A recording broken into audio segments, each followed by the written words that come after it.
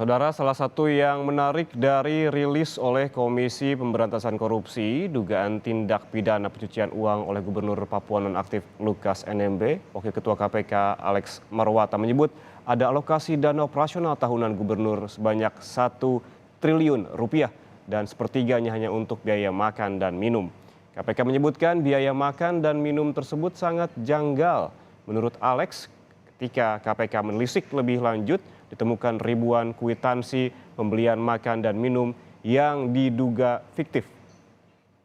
Dana operasional kepala daerah itu dihitung berdasarkan persentase tertentu dari APBD. Nah, ini dana operasional yang bersangkutan itu rata-rata setiap tahun itu 1 triliunan. Dan sebagian besar setelah kita telisik, kita lihat, itu dibelanjakan antara lain untuk biaya makan minum. Ya, belanja makan minum. Bayangkan kalau 1 triliun itu sepertiga digunakan belanja makan minum itu 1 hari berarti 1 miliar untuk belanja makan minum ya. Dan kami sudah juga cek di beberapa lokasi ya tempat kwitansi itu diterbitkan, ternyata itu juga banyak yang fiktif. Jadi restorannya tidak mengakui bahwa kwitansi itu diterbitkan oleh rumah makan tersebut.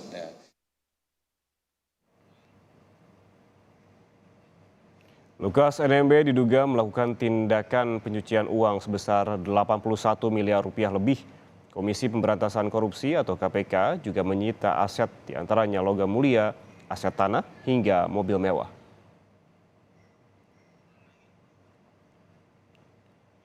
Gubernur Papua Nonaktif Lukas NMB juga tengah menjalani sidang terkait dugaan kasus suap dengan total 45,8 miliar rupiah.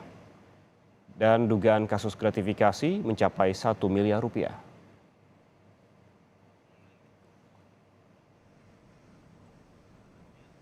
Majelis Hakim Pengadilan Tindak Pidana Korupsi Pengadilan Negeri Jakarta Pusat menolak nota keberatan atau eksepsi Gubernur Papua Nonaktif Lukas NMB yang jadi terdakwa kasus dugaan suap dan gratifikasi. Dalam pertimbangannya, hakim sependapat dengan jawaban jaksa KPK yang menilai eksepsi Lukas NMB telah memasuki pokok perkara yang harus dibuktikan di persidangan.